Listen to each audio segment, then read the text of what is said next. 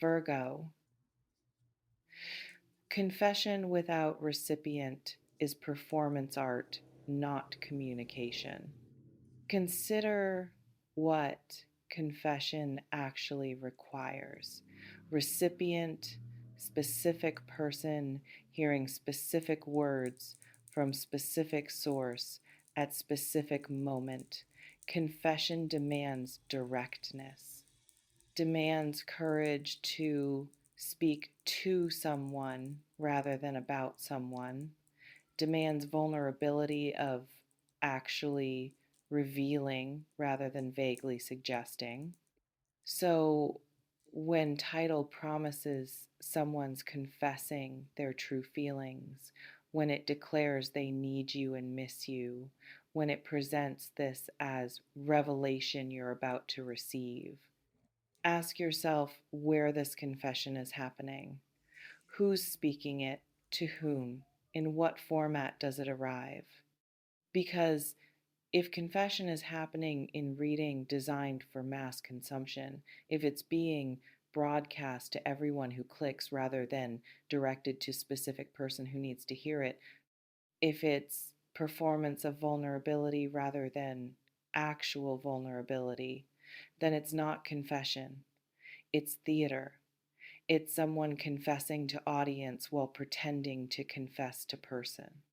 And you're here watching, hoping theater is real, hoping confession is yours, hoping the they in that title is your they.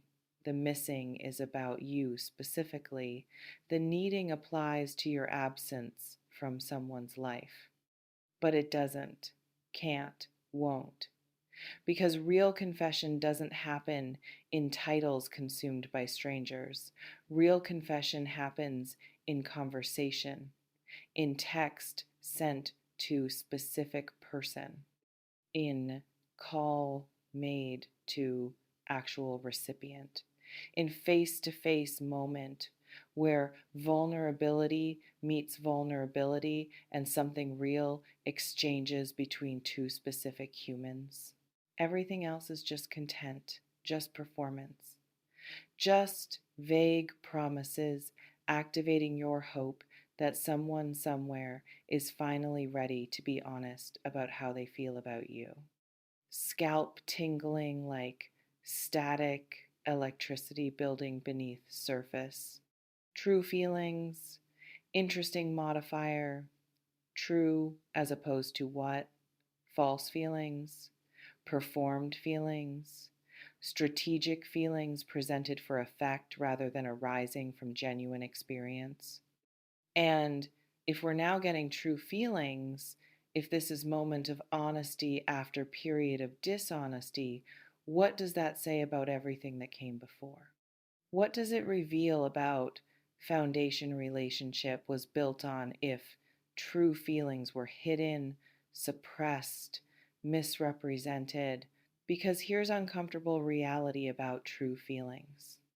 If someone's been hiding them, if they've been presenting false version of their emotional experience, if they've been strategic about what they reveal and conceal, that's information. That's data about their capacity for honesty, their comfort with vulnerability, their willingness to show up authentically versus perform acceptably. And sure, everyone hides sometimes, everyone moderates what they reveal based on context, timing, readiness. Everyone has internal experience that doesn't match external presentation. That's human. That's normal. That's navigating social reality with appropriate boundaries and self protection. But there's difference between appropriate privacy and strategic dishonesty, between protecting yourself while building trust and performing false version of yourself to achieve specific outcome, between gradual revealing as relationship deepens and sudden confession of true feelings that contradict everything you've been showing. So if someone's confessing true feelings now, if they're finally being honest after being something else before, why now? What changed? What made dishonesty unsustainable? What broke through whatever was preventing honesty previously? And more critically, can you trust true feelings that emerge only after false ones were presented first? Can you build on foundation of finally admitted truth after structure of performed persona? Can confession undo history of misrepresentation? Maybe, maybe not. Depends on what they're confessing. Depends on why they hid. Depends on whether confession is taking responsibility for dishonesty or just revealing feelings while avoiding accountability for having hidden them. Temples throbbing with rhythm that doesn't match my heartbeat. They need you in their life. Need. That word, that claim, that assertion of requirement, necessity, inability to function adequately without you, and we're supposed to hear that as flattering, supposed to feel validated by being needed, supposed to interpret someone's inability to be okay without us as proof of our importance, our value, our worth. But need isn't love, need is dependence. Need is deficiency seeking fulfillment from external source. Need is I'm not whole and you complete me, dressed up as romantic declaration instead of being recognized as psychological problem requiring internal work rather than external person. Because whole people don't need other people. They want them, they choose them, they prefer having them in their lives over not having them. But they're capable of being okay, of functioning, of experiencing well being even when preferred people aren't available. Whole people have needs, sure, need for connection generally, need for intimacy, for belonging, for mattering to others. But they don't need specific person. They create lives where needs get met through multiple sources, through community, through diverse relationships, through connection to self that doesn't depend on any single external person being present. So when someone says they need you in their life, when they frame their desire for connection as necessity rather than preference, when they make their well being dependent on your availability, that's not romantic. That's warning sign. That's indication they haven't done work of becoming whole, of developing internal resources, of building life that works with or without you in it. And you want that responsibility, want to be someone's essential source of well being, want the pressure of someone's functioning depending on your continued presence, want to know that if you leave, if you create distance, if you prioritize yourself, someone's life falls apart because they need you? Or do you just want to feel important? Want validation of mattering enough that someone can't imagine life without you? Want reassurance that you're not optional, not replaceable, not someone who could be swapped out for anyone else who provides similar functions? Because those are different motivations, and confusing them leads to accepting need as proof of love when really it's proof of dependence. When really it's someone outsourcing their well being to you instead of developing capacity to generate it internally. Sinuses, feeling congested even though I'm not sick, creating pressure behind eyes. Miss you so much. Nostalgia, longing. Focus on absence rather than presence. Focus on what was or what could be rather than what is. Focus on you being somewhere else instead of creating life that works in your current configuration. Because missing someone occasionally is normal, natural, human response to caring about someone who's not currently accessible. You think about them, wonder how they are, feel slight ache of their absence. Then you continue living your life because you're whole person capable of functioning whether they're present or not. But missing someone so much, missing them with intensity that requires confession, missing them in a way that disrupts your ability to be present with your actual life, that's not sweet. That's not proof of depth of feeling. That's inability to be here now because you're stuck there, then, or there elsewhere. And that inability, that being so consumed by someone's absence that you can't engage with your present reality, that's not about them. That's about you, about your capacity to be present, about your ability to let go, about whether you've developed internal resources sufficient to generate meaning, connection, purpose, independent of specific person's availability. So, if someone's confessing they miss you so much, if their missing is so intense it requires announcement, if their longing is so consuming it interferes with their capacity to live, that's not necessarily invitation you want to accept. That's not necessarily dynamic you want to re-enter. That's not necessarily person who's done work required to show up healthily in relationship. That's someone stuck, someone unable to move forward, someone so focused on what they don't have that they can't appreciate or build with what they do have.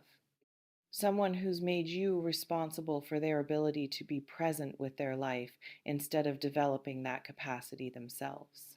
And reconnecting with someone in that state that doesn't create healthy relationship, that creates dynamic where you're responsible for alleviating their missing, for filling their emptiness, for being present enough that they can finally stop longing and start living. That's burden, not love. Burden disguised as devotion, responsibility disguised as being cherished. Collarbones feeling like they're trying to rotate forward, creating hunch. I have to consciously correct, confessing their true feelings. They need you. They miss you so much.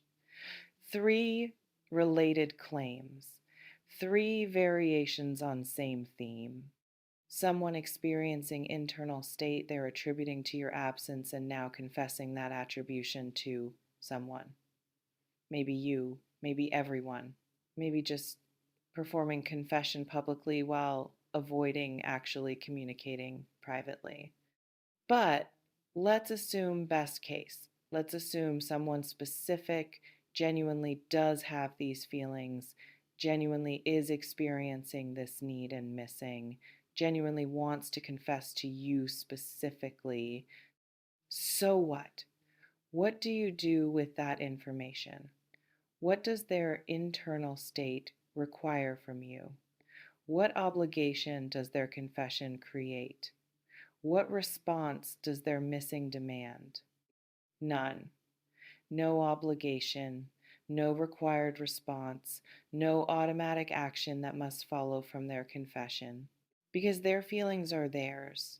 Their need is theirs to address through internal work, not yours to meet through returning. Their missing is theirs to process, to learn from, to use as catalyst for developing capacity to be present even when preferred people aren't available. You don't owe them alleviation of their discomfort, don't owe them return to dynamic that may have ended for good reasons. Don't owe them second chance or hearing or consideration just because they've decided to confess feelings they've been having. You can choose to engage, can choose to listen, can choose to consider whether reconnection serves you, but you're not required to. Their confession doesn't create debt you must repay. Their missing doesn't obligate your return. Their need doesn't automatically make you responsible for meeting it. And if you feel obligated, if their confession creates pressure to respond, to return, to alleviate their missing, examine that. Examine whether that pressure comes from genuine desire to reconnect or from conditioning that says you're responsible for other people's emotional states, that you must respond to need, that saying no to someone's confession makes you cruel or cold or wrong. Because it doesn't. Boundaries aren't cruelty. Protecting yourself isn't coldness. Choosing not to return to dynamic that didn't work isn't wrong. It's self-respect. It's wisdom. It's recognizing that someone's feelings, however genuine, don't automatically determine your choices. Lower back muscles spasming slightly, creating awareness of tension I didn't notice building. Let's talk about what this title is actually doing, what it's designed to activate, what hunger it's feeding, because it's not really about someone confessing, it's about you wanting to be confessed to, wanting to hear that you're needed, that you're missed, that your absence matters enough to someone that they can't stay silent anymore. It's about validation, about mattering, about being significant enough that someone experiences your absence as loss rather than relief or neutrality or just absence without particular emotional charge. And that wanting to be missed, that needing to know you matter enough to someone that they experience your absence as painful, that's understandable. Universal, even, everyone wants to know they matter. Everyone wants to be missed when they're not available. Everyone wants evidence that their presence in others' lives creates positive impact that's noticeable when absent. But building that need for external validation into requirement for well-being, into thing you consume content about, into hope you organize your life around. That's making external source responsible for internal stability.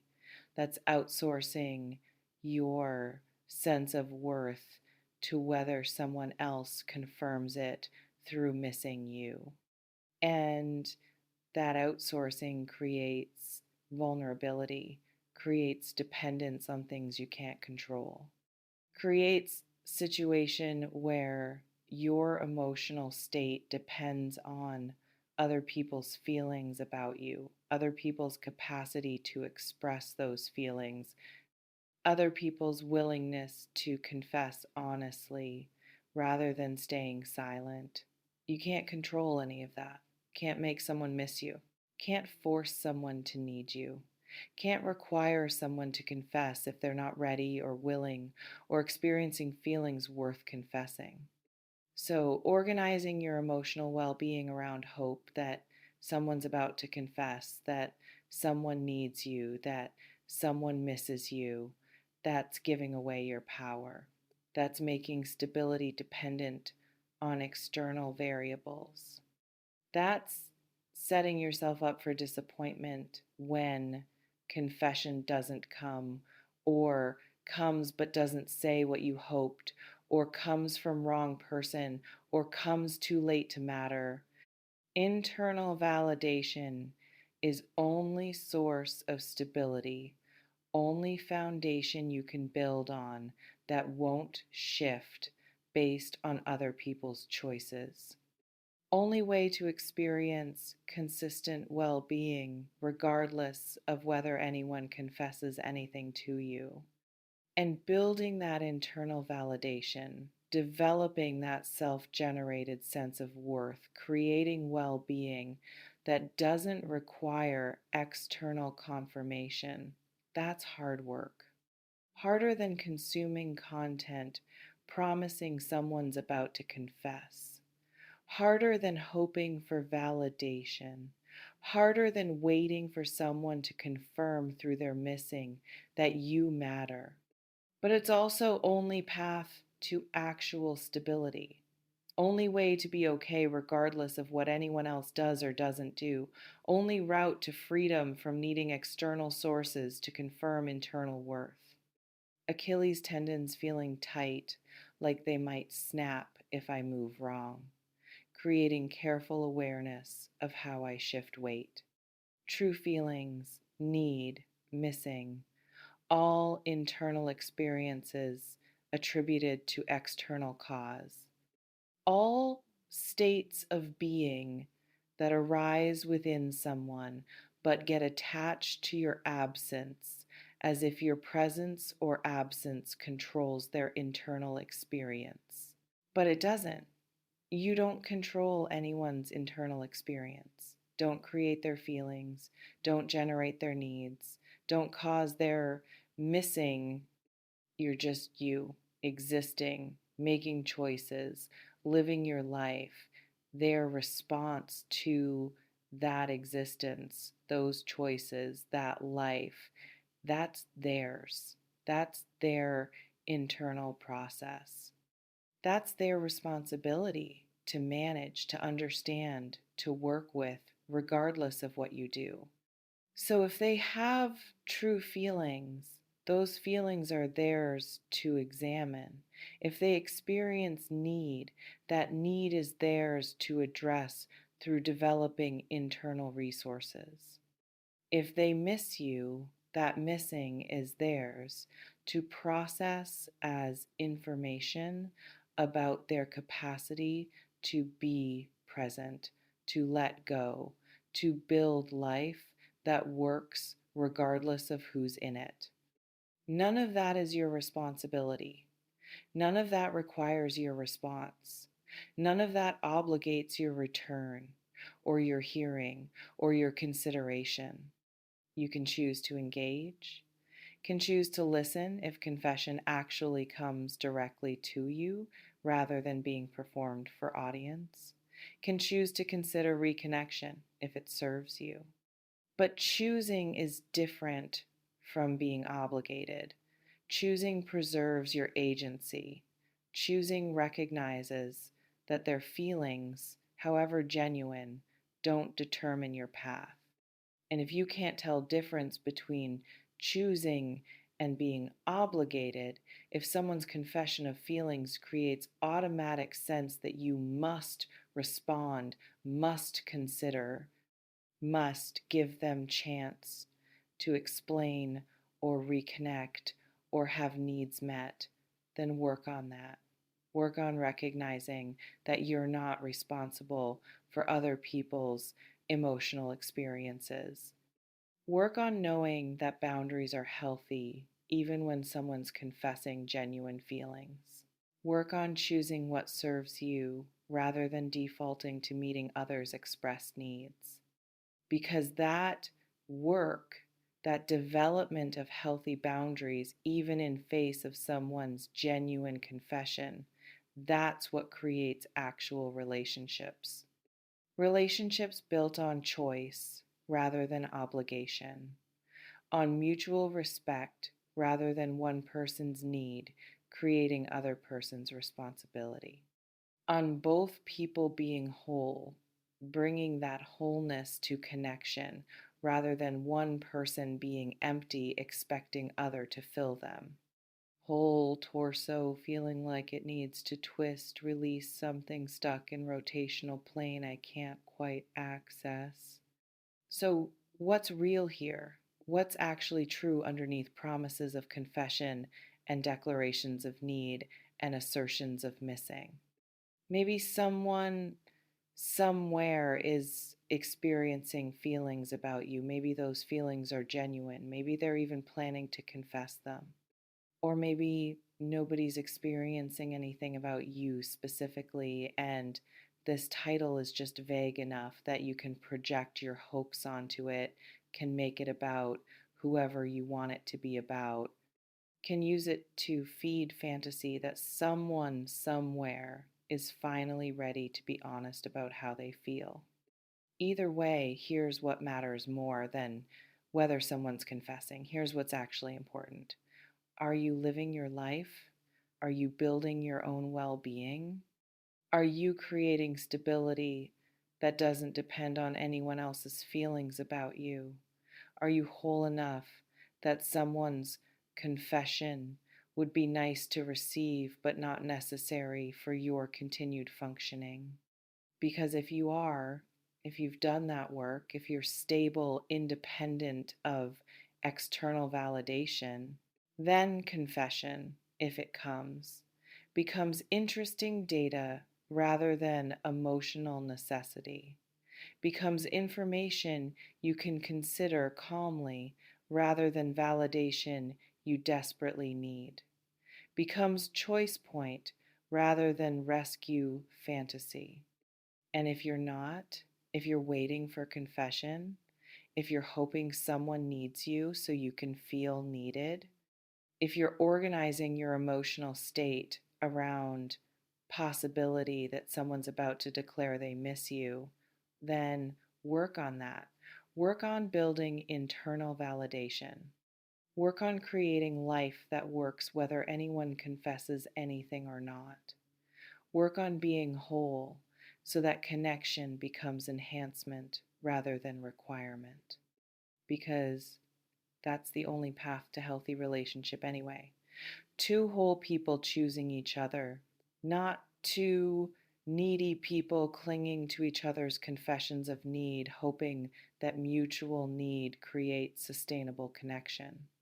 It doesn't, never has, never will. Need creates dependence, wholeness creates choice, and only choice creates relationships worth having. So choose yourself, choose wholeness, choose building internal validation rather than waiting for external confession. And if confession comes, consider it from place of stability, from position of choice, from foundation of already being okay whether it came or not. That's power. That's freedom. That's how you know whether reconnection serves you rather than just meets someone else's need while depleting yours. Every muscle in my face relaxing simultaneously, creating strange sensation of features settling into unfamiliar configuration. Truth isn't found in other stories. It's discovered in your own silence. No predictions, just presence. Stay curious, stay awake.